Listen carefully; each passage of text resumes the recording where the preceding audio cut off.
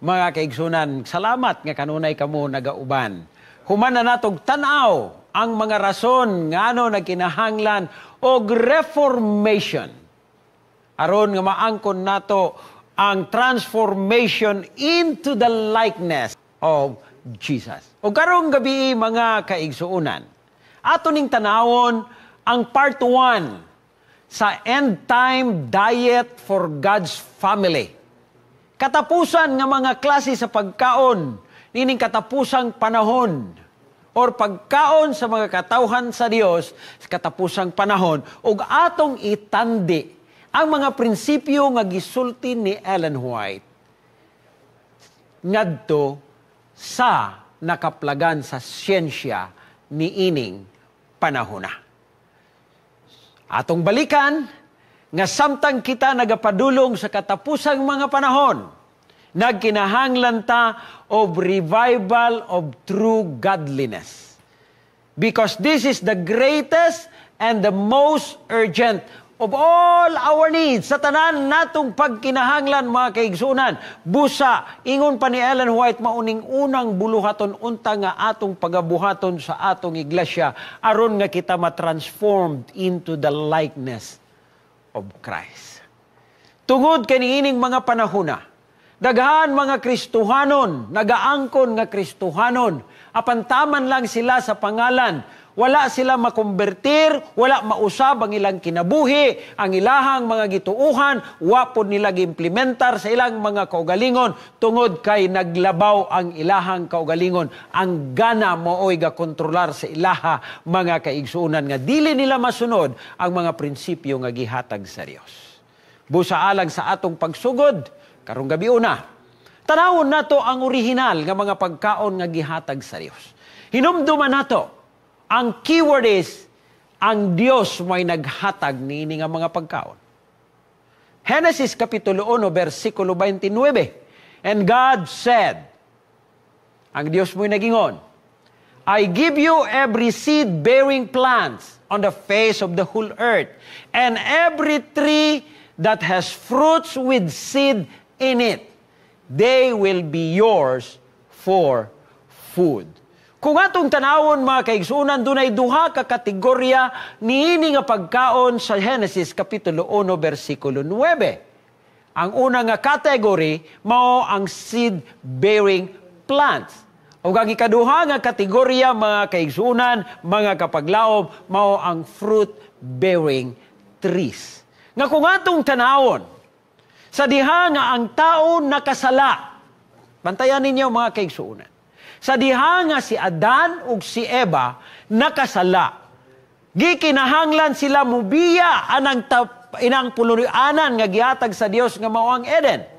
Upon leaving Eden to gain a livelihood by tilling the earth under the curse of sin.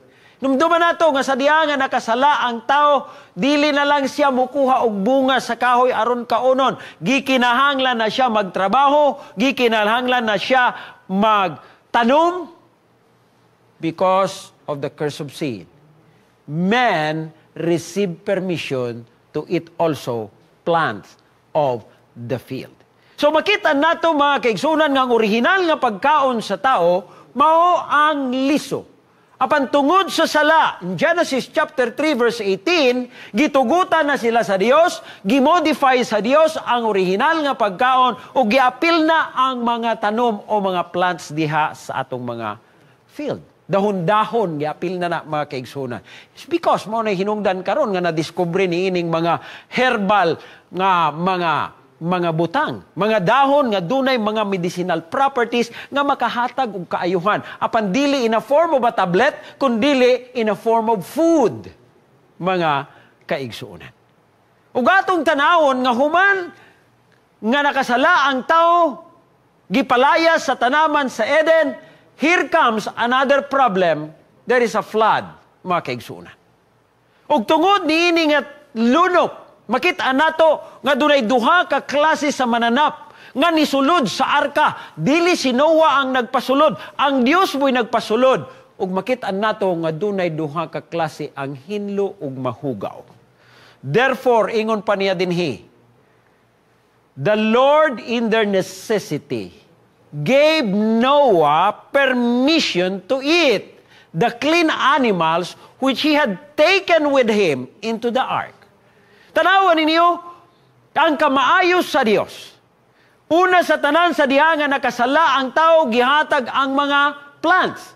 Sa diha nga nay lunop, ugwa na sila'y makaon, tungod kay ang yuta naa sa ilalom sa tubig, sulod sa 150 days or equivalent sa 5 ka bulan, wa na'y tanom, wa na'y gulay, wa na'y prutas nga nabilin. Nangalata tanan tungod kay they are all under the water. Og gitugutan sa Dios ang pagkaon og unod apan hinlo nga mga mananap nga naa sa arka. Ingana kamaayo ang Dios. And then dunay warning nga gihatag sa Dios ngadto kanila.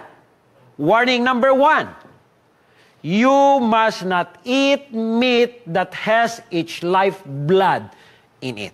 So gikinahanglan ipaagas ang dugo. Genesis chapter 9 verse 4. Warning number 2. I will demand an accounting from every animal. Genesis chapter 9 verse 5. Gina-account tanan sa Dios. Numduman ninyo mga kaigsunan, gitanaw na sa Dios. There is accounting needed.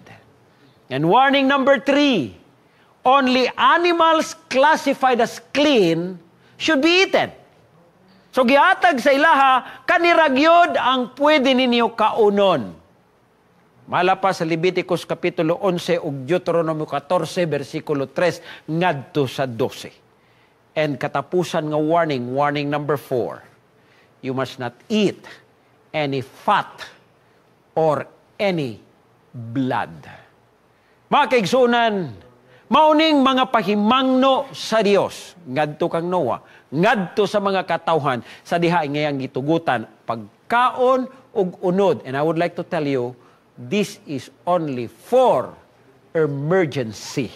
Kay wa na may makaon, wa na may mga danom, wa na may mga prutas kay naa sa ilalom sa tubig for 150 days. Pan gi-expectar unta ngay nigturok ug balik sa tanom, nigturok ug balik mga prutas, ang tao mo balik sa original nga pagkaon nga gidisenyo sa Dios para sa ato nga lawas. Katanawon ninyo, man corrupted himself. After the flood, the people ate largely of animal food. Ang kumana na sa lunop mga kaigsunan ng mga katawhan, nag-enjoy naman kanang emergency food nga gihatag sa Dios. Di naman mukaon og gulay, di naman mukaon og prutas. And God saw that the ways of men were corrupt and that He has disposed to exalt Himself against His Creator and to follow the inclination of His own heart. Muna na'y naitabo sa tao. Gisalikway na ang Ginoo, o giyahan ang gipataas, iyahang kaugalingon, o gisunod kung unsay gusto sa iyahang tagipusoon o kasing-kasing. And He permitted that long-lived race to eat animal food, kung sa hinungdan, to shorten their sinful lives. Gitugutan sa Dios, hala sige, di naman mo mupatuo. Inay nga taas untang inyong kinabuhi. Gitugutan na sa Dios aron mamubo ilahang kinabuhi. Soon after the flood, the race began to rapidly what? Human sa lunop ang maong rasa sa katawan, nagsugod na og rapid decrease in what? Number 1, in size. Muna nga nanay mga mugbo na takaron. Rapid decrease in the length of years. Tanawa ragod ninyo, ang life expectancy before the flood. Gikan kang Adan padulong ngadto kang Noah. Almost mga kaigsuunan tanan, nagaabot og 900 years old. Apan pagkahuman sa lunop, sa diha nga ang tao, corrupted, ingon pa ni Ellen White, ug nagpabilin na og kaon og unod. This is what happened. Ilahang kinabuhi, gikan 900 nag-anam og us-us paubos mga kaigsuunan. Hangtod ni abot kang Moses 120 na lang ang iyahang edad. Gani ang Genesis chapter 6 verse 3 nagingon ang Dios. And the Lord said, "Man, my spirit ingon pa niya shall not strive with man forever. For he is indeed flesh, yet his days shall be 120 years." Mao na gisulti sa Ginoo natong panahon na. Apan gani karon naglisod gani tag-abot og 70. Naglisod gani tag-abot og 80. Mo gani nga atong gobyerno nag-offer pa gani kinsay makaabot og 100 years old dunay 100,000 ihatag sa Dios incentive aron lamang makakab-ot ta ni anang edad unta nga taas-taas mga kaigsunan. But man, sumala pa sa Dios, corrupted himself. Niya pa mga kaigsunan. The original diet, dili kita mo'y nagpili. Chosen by the Creator. Chosen by God Himself. Kay siya'y nagbuhat nato, siya'y nasayod gikan sa atong ulo, hangtod sa ubos, kung unsay gikinahanglan, niining lawasa, kung unsay disenyo niining lawasa, ang Dios mo'y naghatag sa pagkaon. The original diet chosen by the Creator, ingon pa niya dinhi, is the most healthful and nourishing. Unsang klase nga diet? Grains, fruits, nuts, and vegetable.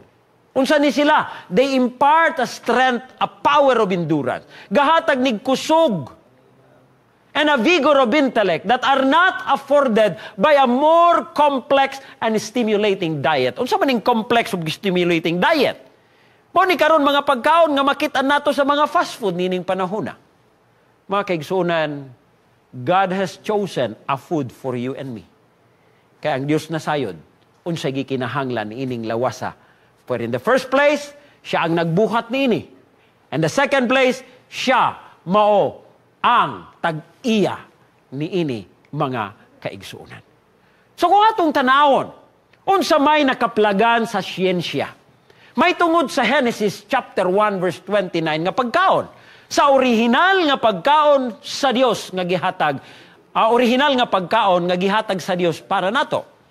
Sumala pa sa siyensya mga kaigsuunan, lahang nakaplagan that food in Genesis chapter 1 verse 29 never been outdated mga kaigsuunan. Pagkamayong Ginoo.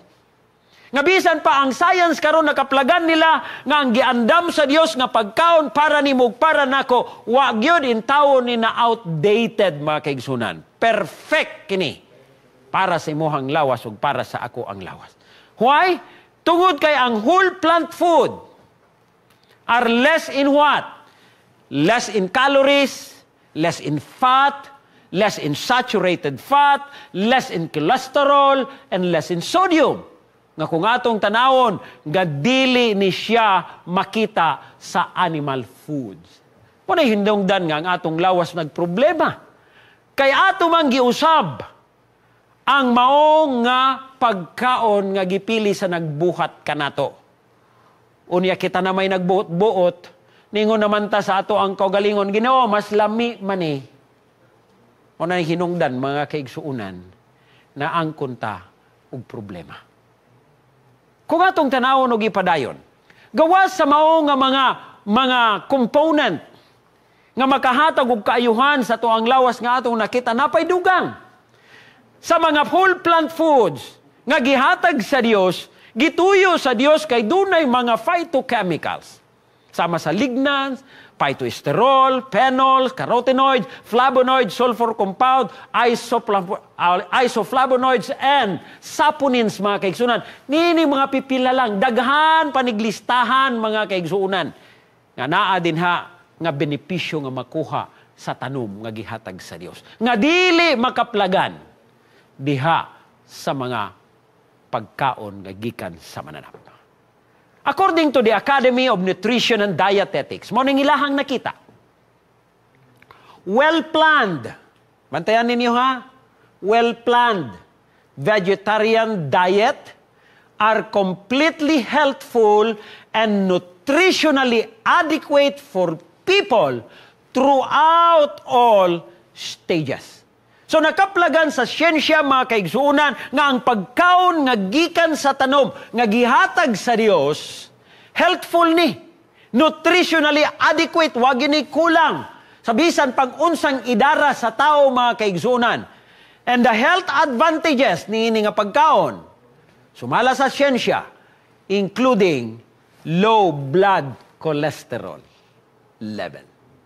Number 2, low risk of heart disease, nga mauning problem sa mga daghan nga mga katawhan karon. Number 3, lower blood pressure level. And number 4, lower risk of hypertension and type 2 diabetes. So makita ninyo, mga kaigsuunan, wala gyud masipyat ang all-knowing God sa naghatag sa atong orihinal nga pagkaon, ngagdiha ra gyud sa tanom unta gikan. Kaya ang siyensya karon, ilahan naman na gi-validate, sakto gyud ay ang pagkaon nga gihatag sa Dios. Niya pa, vegetarians tend to have a lower body weight and lower overall cancer rate. Makita ninyo? Ang mga tao kuno nga nagakaon og pagkaon nga gikan sa tanom, mas ubos ilahang timbang. Unya, mas ubos po ang posibilidad nga magka-cancer. By the way, gusto na ako niklaruhon. Dili tungod kay mag-vegetarian ka or mag-plant-based ka, di na ka magka-cancer. Dili lang man sa pagkaon ang hinungdan ng cancer, mga kaigsuunan. Apan lower ang imuhang tsansa nga magka-cancer kung ang imong pagkaon gikan sa tanom. Ayaw po na nanggikan sa mga meat substitute. Gikan yun sa tanom, mga kaigsunan. It has a lower intakes of saturated fats and cholesterol, and at higher level of dietary fiber sa mga pagkaon nga gikan sa tanom. Higher in magnesium, higher in potassium, vitamin C, vitamin A, folate, carotenoid, flavonoid, and other phytochemicals, mga kaigsuunan.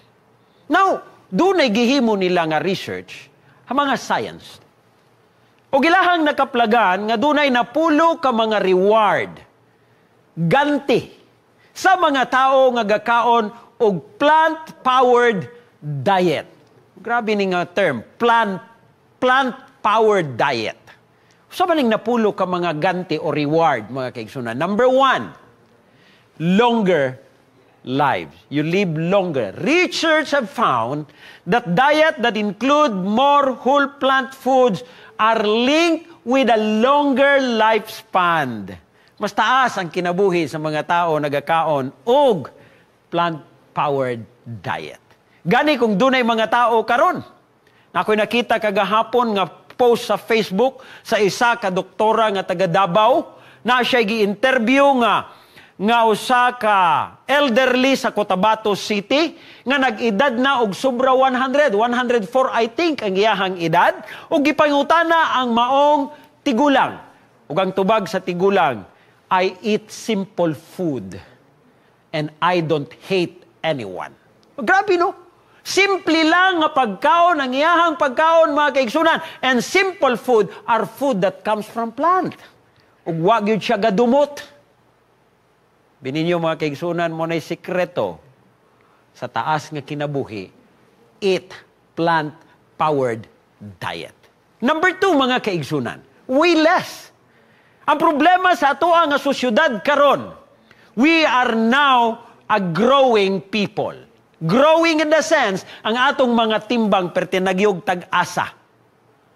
Apan ang plant-powered diet, ang mga tao nga nagakaon og plant-powered diet sumala sa research, it's well documented that vegetarian weigh less than their meat-eating counterparts. So mas gaan, mga kaigsunan. Mas gagmay ang lawas, mga kaigsunan. Number 3, nga reward. Tamp down oxidative stress and inflammation. Ingon pa niya dinhi. You can go through life of an anti-inflammatory state.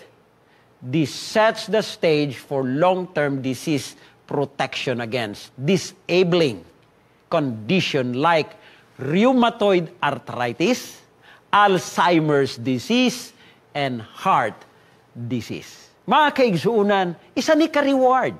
Malikayan taani kung mua ang atong pagkaon is plant-powered diet. Number 4, have a healthy heart.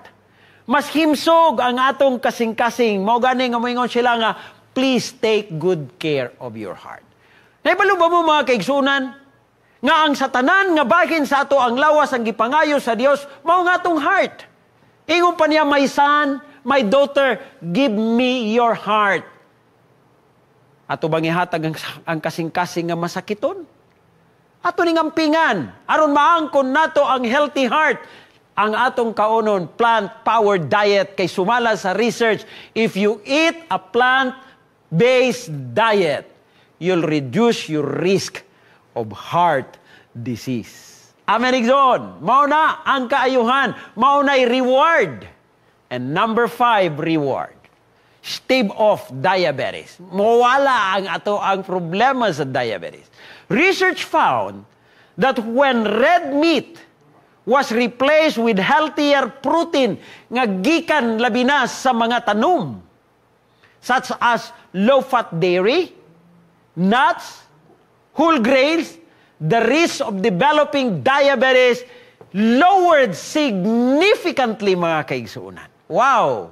Usani kadako nga panalangin nga nadiskubrihan sa siyensya, mga kaigsunan, kung unsay benepisyo sa original nga diet nga gihatag sa atong Dios. Number 6 nga reward, it protect against cancer. Vegetarians tend to have a lower overall cancer rates. Masubos ang posibilidad nga ang tao magka-cancer. Muna hinungdan, mga kaigsunan, nga kung ang isa ka tao ma-diagnose na gani og cancer, ang usa ka tambag sa doktor, undang og kaon ani. Labi na kaning mga doktor nga naga-practice og gitawag natong lifestyle medicine.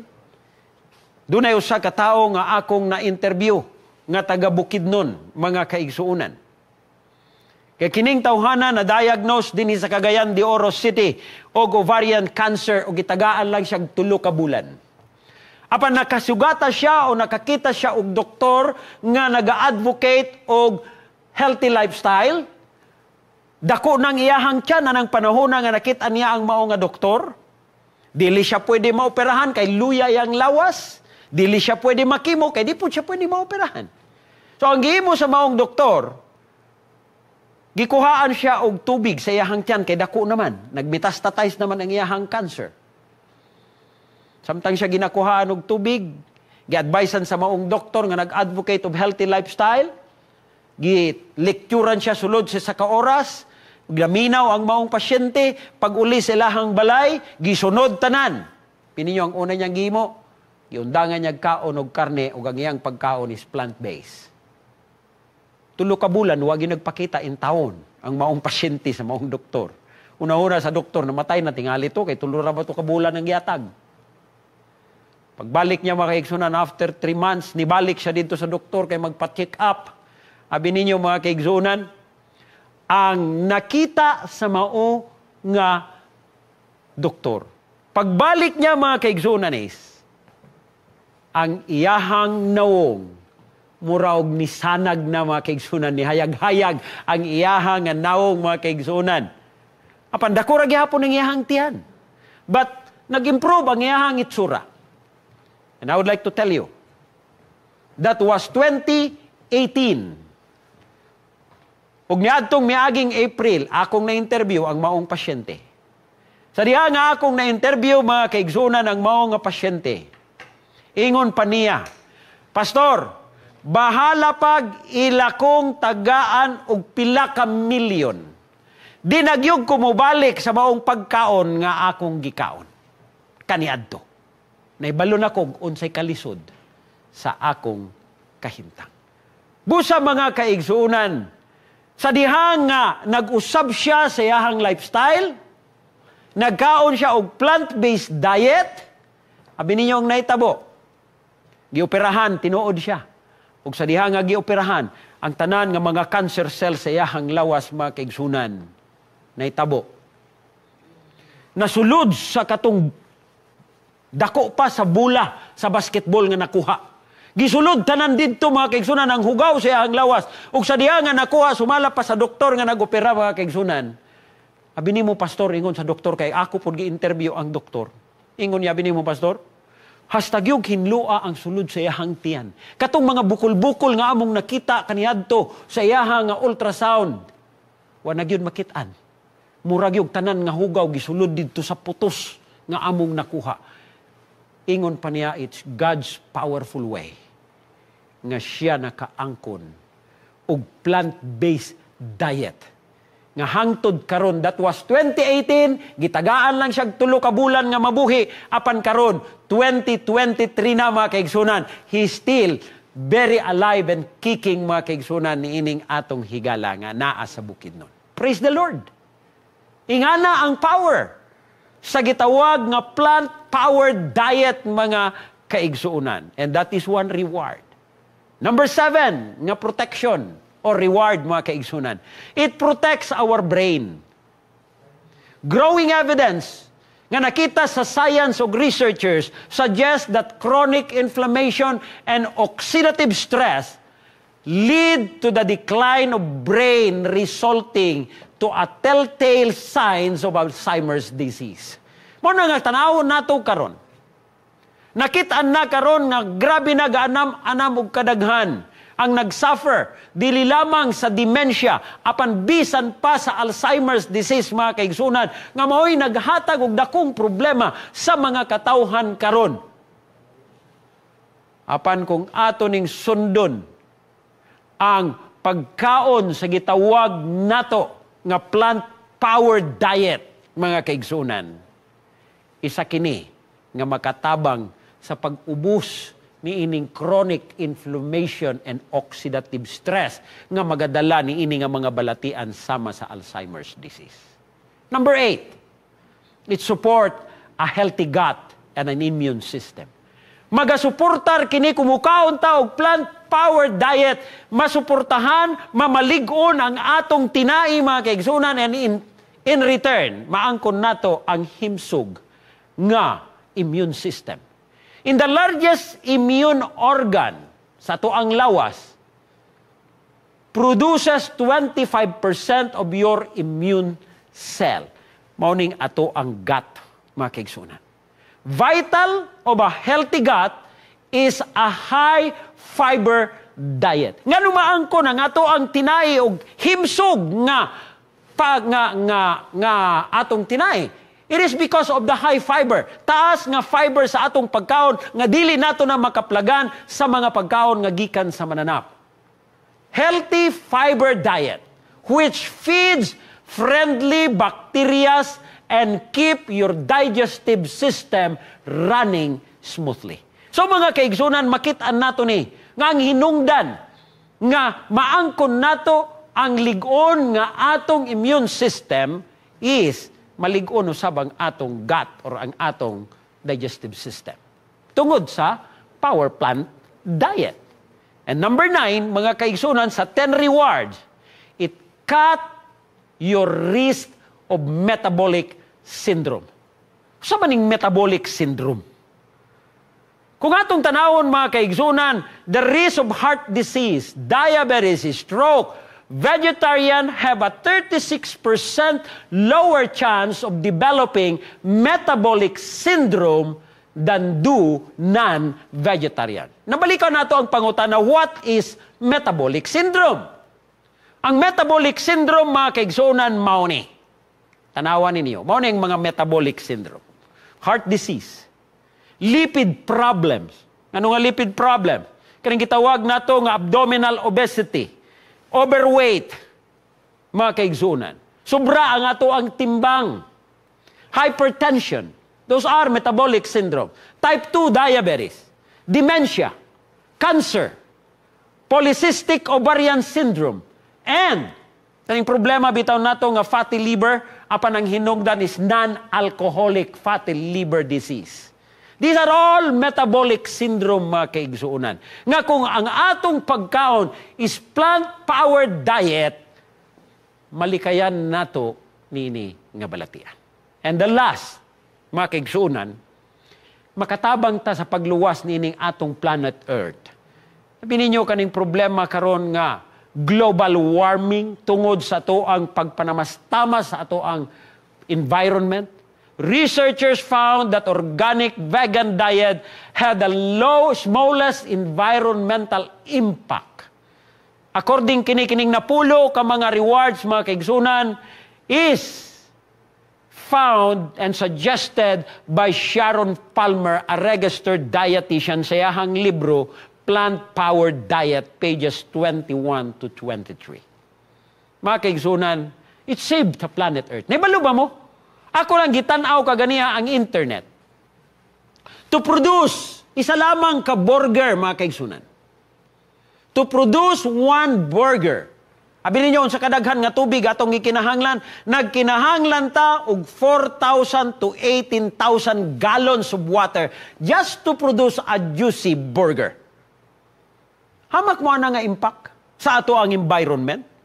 Mao na mga kaigsunan nga it's better ug mas maayo mo balik ta didto sa pagkaon nga gi-prescribe sa nagbuhat kanato. Food designed for human. God gave our first parent the food. He designed that the race should eat. Ang Diyos na mo'y nag-design. Ang problema, labaw pamantag maalam kay sa Ginoo, kay atong ingnan ang Ginoo, mas lami man ay Ginoo. It was contrary to His plan to have this life of any creature taken. Wag yun sa plano sa Dios nga manguha ta og kinabuhi. Sa bisan unsa nga gibuhat sa Dios aron ato kining pistahan o kalipayan. There was to be no death in Eden. The fruit of the trees in the garden was food for men's wants required. Mao na gi-design niya sa Ginoo. Ug makita nato niini nga disenyo. And it aid a quick perception. If ever there was a time when the diet should be for the most simple kind, it is now. Kung doon na pa'y panahon nga ang atong dapat kung tagkaunon ka ng pinakasimple mga pagkaon, karon na unta na siya mga kaigsunan. It is now. God wants men to cultivate force of character. Those who are merely time servers are not the ones who will receive a rich reward by and by. He wants those who labor in the cause to be men of keen feeling and quick perception, mga kaigsuunan. So, sa nga nga mga klaseng pagkaon, sa atong mga pagkaon, atong ginapakaon, dili lamang ang lawas, apil na ang atong utok, mga kaigsuunan, o ang atong hunahuna. They should be temperate in eating. Sama sa akong gisulti sa miaging mga gabi, nga bisan paghimsog na siya nga pagkaon, gikinahanglan magpugong usab kita, mga kaigsuunan. Rich and luxurious food should find no place upon the tables. And when the brain is constantly taxed, and there is, ingon pa niya, lack of physical exercise, they should eat sparingly. Sa diha nga, grabe ka busy ang atong mga utok, mga kaigsunan, grabe ka busy ang atong trabaho. Ingon pa ni Ellen White, unya wa tay exercise, ikinahanglan, gamay-gamay gyud ang atong kaon. Daniel's clearness of mind and firmness of purpose. His strength of intellect in acquiring knowledge were due in a great degree, in the plainness of his diet in connection with his life of prayer. Panahon ni Daniel, mga kaigsunan, ngano nga naghimo siyang bantugan, ngano naghimo siyang maalam, it is because of his simple diet. Kaya ang gipangayo, gikan lang sa tanom nga pagkaon. Ayaw na nang ilimnon nga dunay mga kolor. Tubig lang amua. Nahimo silang 10 times wiser than those counterparts sa ilahang nga panahon. Apan ang iyahang isa ka sikreto, dili lamang sa pagkaon, his close connection of God in prayer. Mga kaigsuonan, mao nay sikreto sa himsog nga kinabuhi. My dear friends, ingon pa ni Ellen White, instead of taking a course of baffled disease. You are petting it and yielding it to its power. If you regard ingon pa niya your life, you should eat plain food, simple nga pagkaon, prepared in the very simplest manner, and take more exercise. Mga kaigsunan, take more exercise. Maunay sikreto. Take more exercise. Each member of the family needs the benefit of health reform. Maunay atong gikinahanglan, mga kaigsunan. In order to render to God's perfect service, you must have a clear perception of His requirement. You should use the most simple food, prepared in a most simple manner, that the fine nerves of the brain be not weakened, be not benumbed or paralyzed, making it impossible for you to discern sacred things and to value the atonement of the cleansing blood of Christ as priceless worth.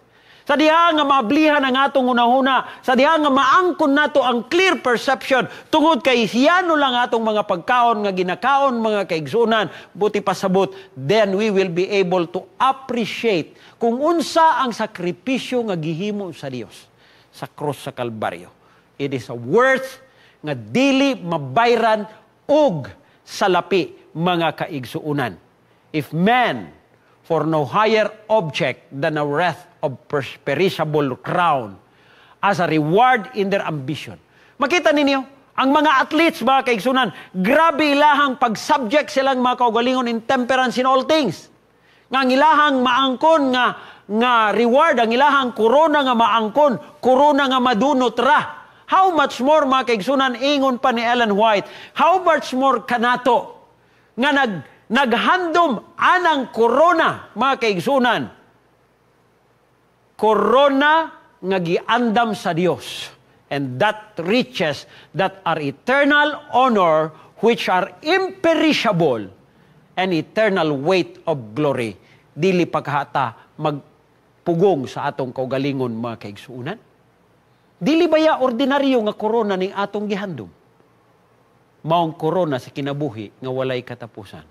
Will not the inducement presented before those who are running in the Christian race led them to practice self-denial and temperance in all things, that they may keep their animal propensity in subjection, keep under the body and control the appetite and a lustful passion? Then can they be partakers of the divine nature, having escaped the corruption that is in this world, pinaagi sa unudnon nga kaibog or lust, mga kaigsuunan. Person who accustomed themselves to a rich, highly stimulating diet, kanagikan sa mga fast food, have an unnatural taste and they cannot at once relish, di nila ma-appreciate food that is plain and simple. Kaning mga tao nga naanad o kanang mga stimulating diet, gabing complicated nga pagka-prepare nga mga pagkaon, pakanon namo nimog simple nga pagkaon, di gini nila ma-appreciate, mga kaigsunan. But it will take time for the taste to become natural. Gikinahanglan ra ning atong dila matudluan. It just take time. Sumala pa sa research, it will take only 3 weeks, 21 days for our tongue to be educated. And for the stomach to recover from the abuse it has suffered. But those who persevere in the use of wholesome food will, after a time, find it palatable. Sa diha nga ato ning ipadayon, mga kaigsunan, balag wa panay lasa karon, di gini lami. Apan kadugayan, mga kaigsuunan, mga anad na taana og anang ingon nato nga way lami, moabot ang panahon pertinanang lamia, og ang lami kaniadto nianang panahon na wa nay lami, mga kaigsunan, kay nausab na ang atong mga dila.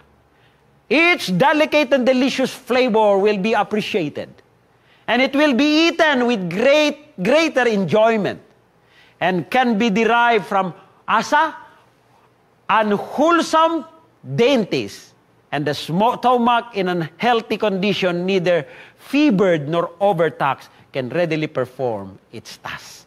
Sa diha nga moabot na ng punto mga kaigsunan, nga maulian na ang atong mga tiyan, maulian na ang atong mga taste bud, ang atong lawas makapunction na readily to perform sa iyahang mga buluhaton. Busa nagkinahanglan ta og reforming influence for the simple life.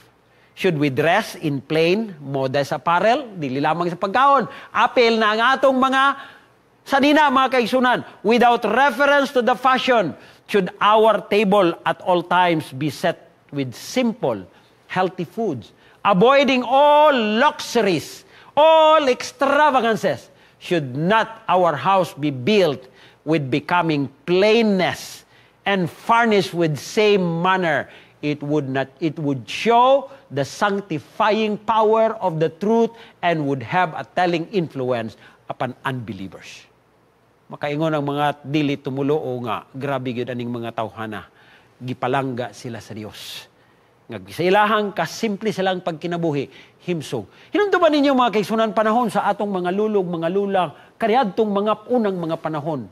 Yan o raman ilahang mga pagkinabuhi. Dili man na complicated, apan makita nato himsog ug malipayon ang ilahang mga kinabuhi. Niining panahon na, komplikado atong kinabuhi, moingon daghan og amiga sa Facebook, daghan og amigo. Apan tanawan ninyo ang ilahang kinabuhi, tama ra na Facebook, pero aktual ang silingan mismo, di gani niya yung amigo. Kamigo pa kaglayo. Mga kaigsunan, let us wake up. Pagmata. Ingon pa niya din sa pagpadayon, but while we conform to this world or to the world in these matters, in some cases apparently seeking to excel worldlings and fanciful arrangement, the preaching of the truth will have but little or no effect. Sa diha nga mapahiuyon tanining kalibutan, mga igsuon, sultihan ta mo, ang pagwali sa mayong balita, gamay ra yung epekto or wag yun ay epekto. Who will believe the solemn truth for this time when those who already profess to believe it contradict their faith by their works? Kisa may mutuo na ito mga kaigsunan. Lami kayo ato ang istorya, lami kayo ang ato ang pagtudlo, apan ang atong binuhatan, ang atong pagkinabuhi, di man pud muuyon sa atong istorya. Remember, action speaks louder than word.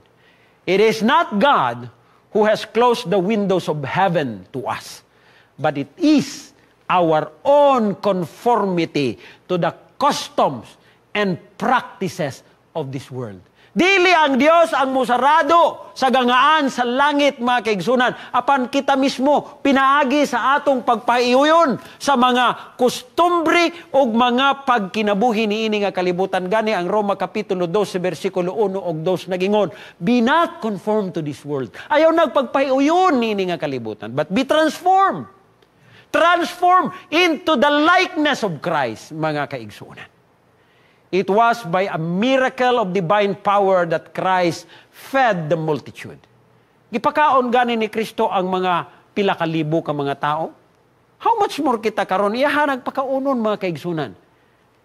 Pwede unta to nga iyahang spread ang mga pagkaon nga makita nato diha sa mga fast food karon, pila ra gyud paghimuanan ni Kristo. Upon through this miracle, Christ desired to teach lesson of simplicity.